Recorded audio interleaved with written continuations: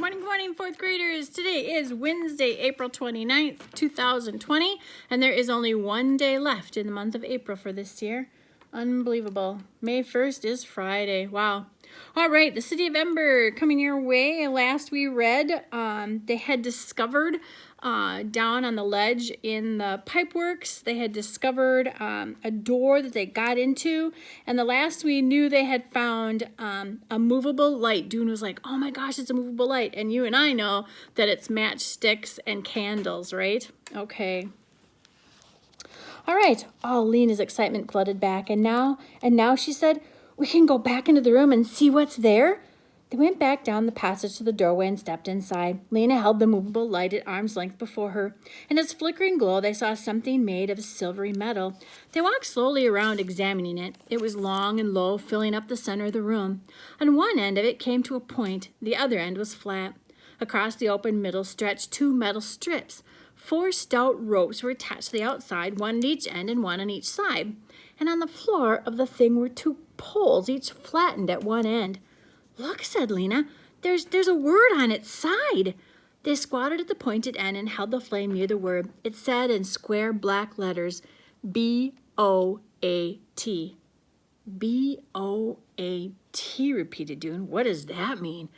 I don't know, said Lena. And here's another word. On the poles it says P-A-D-D-L-E-S. L-E-S, paddle? The only paddle I know is the one Mrs. Polster uses on kids who misbehaves in school.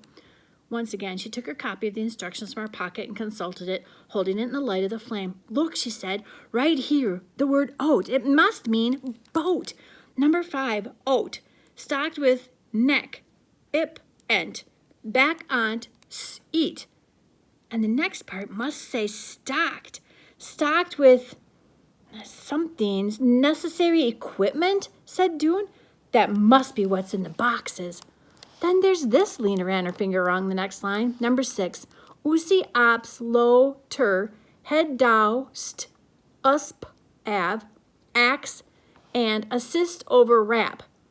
Well, these words must be rope, she said. Then ower, lower, and then what would the word be downstairs? Maybe it says head downstairs? That doesn't make sense, said Dune. There aren't any stairs except the ones that go up. He frowned at the word and then took a short, sharp breath. Wait a minute, he said. Downstream. I bet you that word must mean downstream. It must say something like use the ropes to lower the boat and head downstream. He looked up at Lena and spoke in a voice full of wonder. The boat goes in the water. It's something to ride in.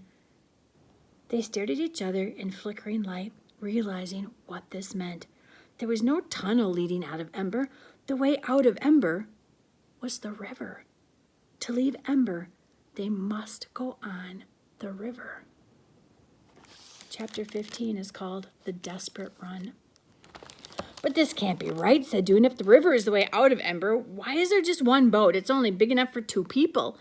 I don't know, said Lena. It is strange. Let's look around some more, said Dune.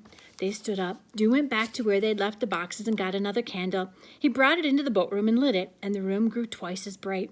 Right away they saw that they hadn't noticed before. In the back wall was a door almost as wide as the entire room. When they went up to it, they could see that it, too, was a sliding door. Dune took hold of the handle that was on the right and pulled sideways, and the door rolled smoothly open to reveal more darkness. They stepped in. They could guess from the echoing sound of their voices when they spoke that there was a tremendous-sized room. Though the ceiling was low, they could see it just over their heads. The candlelight glinted off something shining. As they went in farther, they could see that the room was filled with boats, row upon row of them, all just like the one in the first room. There must be hundreds, Lena whispered. Enough for everyone, I suppose, said Dune quietly. They wandered around a bit, but there wasn't really much to see. All the boats were the same. Each one contained 2 metal boxes and 2 paddles. The room was cold and the air felt heavy in their lungs. The candle flames burned weakly, so they went back to the small room and slid the door closed behind them. I guess, said Lena, that this first boat is meant as a sort of sample, maybe? We learned that's what's what and what the signs boat, paddles, candles, and matches means? They went back out to the river's edge. Lena blew out her candle and began closing up the boxes they'd opened. Dune blew out his too. I'm going to take my candle with me, he said, to look at later. I want some matches as well. He took a packet of matches from the box and tucked them inside his shirt. Lena returned the boxes to the boat room and slid the door closed. Then she and Dune stood together on the ledge and gazed down. Less than a foot below, the river rushed by. A short distance downstream, it plunged into the dark mouth in the wall, and then it disappeared. Well, he said, we found it. Yes, Lena repeated wonderingly. We found it. And tomorrow, at the start of the singing, said Dune, we'll stand up in Harkin Square and tell the whole city what we'd found. When they came up from the pipeworks, it was nearly 6 o'clock, and they hadn't realized they'd been down there so long. Both Dune's father and Mrs. Murdo would be wondering where they were.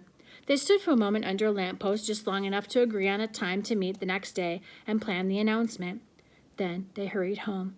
When Dune's father asked why he was so late, he said his song rehearsal had gone long. He wanted to shout out to his father, we found it! We found the wave out! We're saved! But he held himself in for the sake of his moment of glory. Tomorrow, when his father saw him on the steps of the gathering hall, he would be so overcome with surprise and pride that he'd go weak in the knees, and the people standing next to him would have to catch him and hold him up. And the announcement about the thieving mayor, that would probably happen tomorrow too. Excuse me. Dune had almost forgotten in the excitement of finding the boats. The mayor's arrest and the city's rescue, both at the same time. It was going to be an amazing day. Racing thoughts kept Dune awake almost until morning. The day of the singing and the holiday for the entire city came, and all the stores and other businesses were closed.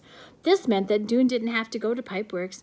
His father didn't have to go to his shop either, but he was going to go anyhow. If he wasn't in his shop fussing with his merchandise, he didn't know what to do with himself. Dune dawdled over his breakfast of carrot sticks and mashed turnips, waiting for his father to go. He wanted to get ready for the journey down the river. They probably wouldn't leave for a few days. He and Lena would make their announcement tonight, and people would need time to get organized before they could leave the city. And he was too excited to sit and do absolutely nothing. As soon as father left, Dune slipped the case off his pillow. This would be his traveling pack. He put in the candle and the matches. He put in the key he'd borrowed from the Pipeworks office, and he put in a good-sized piece of rope that he'd found at the trash heaps and had been saving for years, and a bottle of water. He put in an ancient folding knife that his father had given him, which had come down through generations of his family, and which he used to chop off his bangs when they got so long they tickled his eyelids. He put in some extra clothes in case he got wet, and some paper and pencil so he could write and record the journey. Along with these things, he crammed in a small blanket. It might be cold in the new city, and a packet of food, of course, 6 carrots, a handful of vitamins, some peas and mushrooms wrapped in a lettuce leaf, 2 boiled beets, and 2 boiled turnips. That should be enough. Surely when they got to where they were going, the people who lived there would give them something to eat. He tied the top of the pillowcase in a knot, and then he untied it again. He might want to add something else. He stood in the middle of the apartment and looked around at the jumble of stuff. There was nothing else here that he wanted to take with him. No, there was one thing.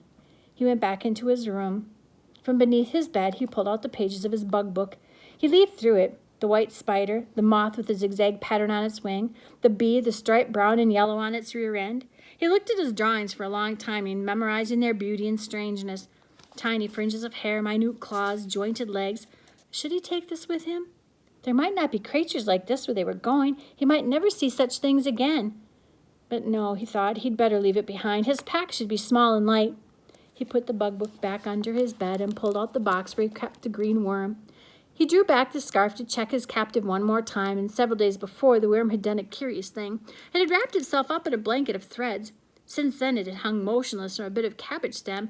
Dune had been watching it carefully. Either it was dead or it was undergoing the change that he'd read about in a library book, but could hardly believe was true. The change from a crawling thing to a flying thing? So far, the bundled-up worm had shown no signs of life. But now, it was beginning to wiggle.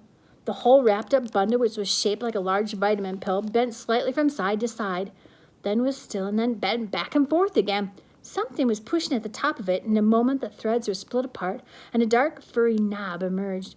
Dune watched, holding his breath. Next came 2 hair-like legs, which clawed and plucked at the blanket, and in a few minutes the whole creature was out. Egress, thought Dune with a smile. Egress. The creature's wings were crushed flat against his body at first, but soon they opened, and Dune saw what his green worm had become, a moth with light brown wings. He lifted the box and carried it to the window. He opened the window and held the box out into the air. The moth waved its feathery feelers and took a few steps along the wilted cabbage leaf. For several minutes it stood still, its wings trembling slightly. Then it fluttered up into the air, rising higher and higher, until it was just a pale spot against the dark sky.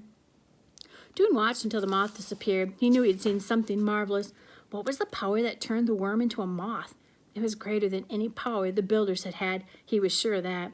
The power that ran the city of Ember was feeble by comparison, and it was about to run out. For a few minutes he stood at the window, looking out over the square and thinking again about what to pack for his journey. Should he put in anything like nails or wire? Would he need money? Should he take soap? Then he laughed and struck a hand against his head.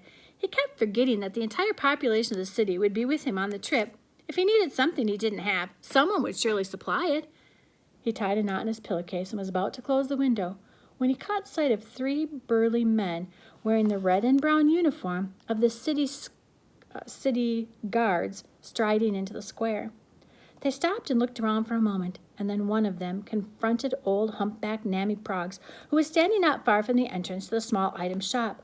The guard towered over her, and she twisted her head sideways and squinted up.